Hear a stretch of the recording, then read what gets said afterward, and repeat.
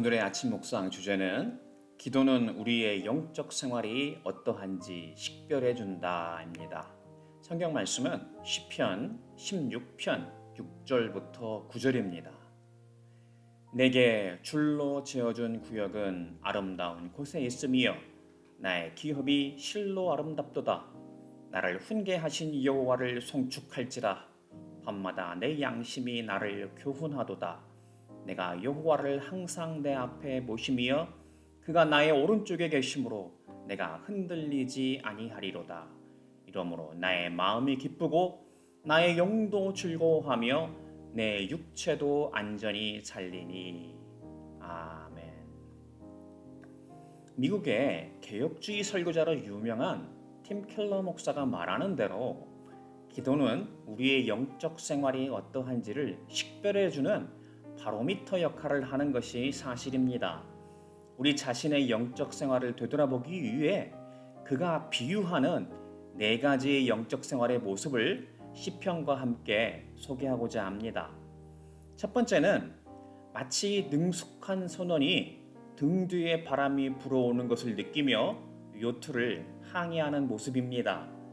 날마다 성경을 읽고 묵상하는 것이 밭에서 영적인 진리의 보물을 캐내는 것처럼 소중하고 빛이 납니다. 그리고 이어서 아침 저녁으로 하는 기도는 하나님과 동행하는 삶을 즐겁게 느낍니다. 그렇기에 교회의 모든 예배를 드리는 것을 기쁨으로 하며 여러 지체들을 섬기고 사는 삶이 감사할 따름입니다. 그리고 틈이 날 때마다 만나게 되는 사람들에게 자신의 믿음으로 인한 기쁨을 자연스럽게 간증하고 관심을 보이는 이들이 예수를 만날 수 있도록 적극적으로 돕기를 좋아합니다.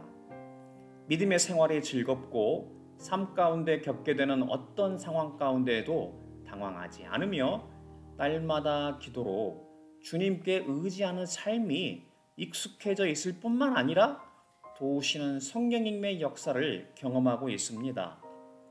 오늘 주제 본문인 시편 16편 6절부터 9절에서 다윗의 고백과 함께 맞닿아 있는 것입니다. 그렇기에 때마다 나를 훈계하시는 여호와를 송축할 뿐만 아니라 이로 인하여 삶 가운데 흔들리지 아니하기에 내 마음이 기쁘다고 고백하는 삶을 말합니다.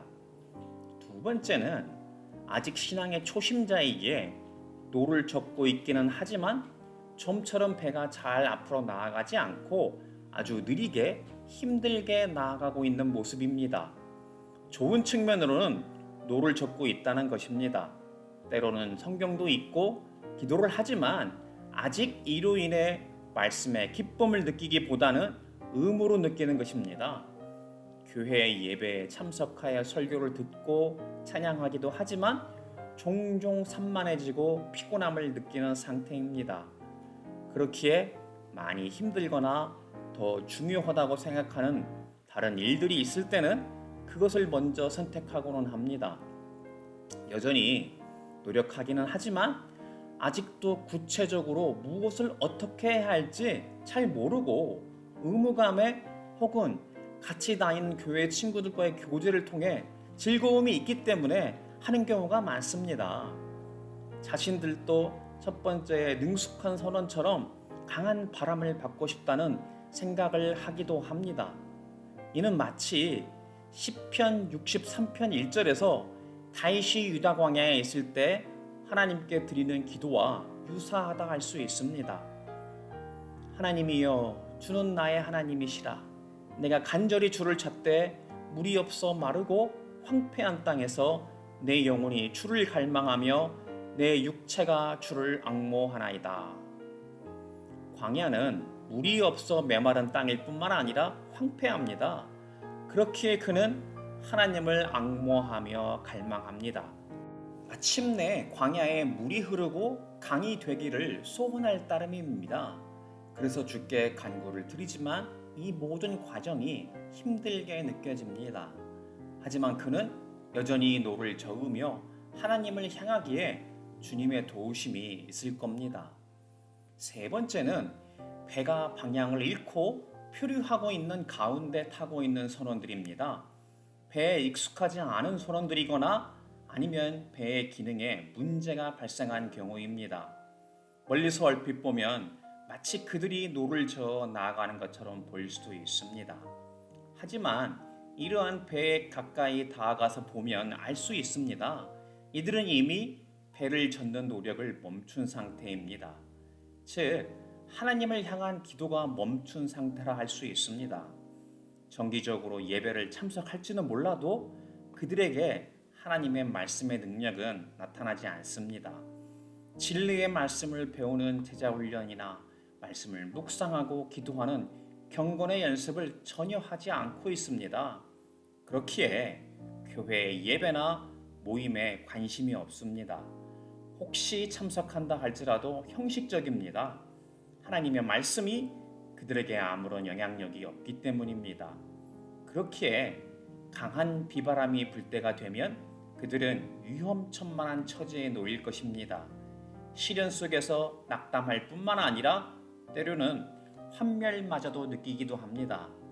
그때서야 하나님께 울부짖기 시작할 때도 있지만 두려움 가운데 슬플 따름입니다. 시편 42편 9절부터 11절의 말씀을 보겠습니다. 내 반석이신 하나님께 말하기를 어찌하여 나를 잊으셨나이까? 내가 어찌하여 원수의 압제로 말미암아 슬프게 다니나이까 하리로다. 내 뼈를 찌르는 칼같이 내 대적이 나를 비방하여 늘 내게 말하기를 네 하나님이 어디 있느냐 하도다. 내 영혼아 네가 어찌하여 낙심하며 어찌하여 내 속에서 불안해하는가. 네 번째는 배가 파선하여 가라앉고 있는 가운데 있는 선원들입니다.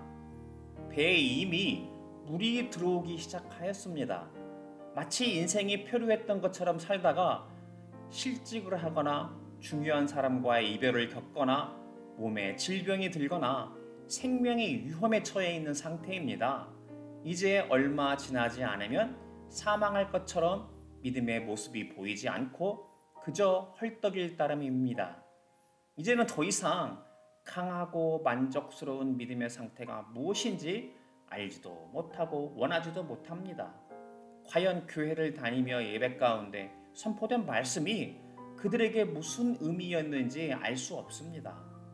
성경을 배우고 말씀을 묵상하며 기도할 생각을 전혀 갖지 못하고 있습니다. 그리고는 어떻게 해야 살아날 수 있는지 다른 곳을 헤매고 있습니다. 혹은 아예 포기하고 있습니다. 상심과 절망 가운데 아무런 소망을 갖지 못하고 사탄의 영향 아래 헐떡이고 있는 상태입니다. 시편 73편 21절과 22절을 보겠습니다. 내 마음이 산란하며 내 양심이 찔렸나이다. 내가 이같이 우음에 무지함으로 주 앞에 짐승이오나. 유일한 소망이라면 표류할 때보다 침몰하는 배는 다른 사람의 레이더에 포착될 수 있는 가능성이 있다는 것입니다. 그가 만약 그동안 독단적으로 외롭게 교회 생활을 한 것이 아니라 그래도 다른 지체들과 조금이라도 교제를 쌓고 있었다면 소망이 있습니다. 기도하는 사람들이 주위에 있다고 한다면 그는 마침내 다시 발견될 수 있습니다. 그렇기에 교회는 공동체입니다.